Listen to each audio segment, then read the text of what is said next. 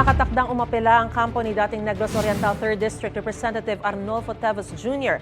sa pagpanig ng Timor-Leste sa extradition request ng Pilipinas. Noong nakaraang linggo, inanunsyo ng Department of Justice ang desisyon ng gobyerno ng Timor-Leste. Ayon sa legal counsel ni Teves na si Attorney Ferdinand Topacio, ang mga abogado ng dating kongresista sa Timor-Leste ang maghahain ng apela. Sa ngayon, hindi na raw naka-house arrest si Teves pero hindi raw siya makalalabas ng bansa dahil sa kanselado niyang passport. Ikinatutuwa naman ng DOJ ang desisyon ng gobyerno ng Timor-Leste. Nakahanda na raw ang kanilang team para sa pagpapauwi sa dating mambabatas. Si Teves ay tinuturong mastermind umano sa pagpatay kay nooy Negros Oriental Governor Roel de Gamo at siyam na iba pa noong March 2023. Dati na niyang itinanggi ang akusasyon. Gusto mo bang mauna sa mga balita?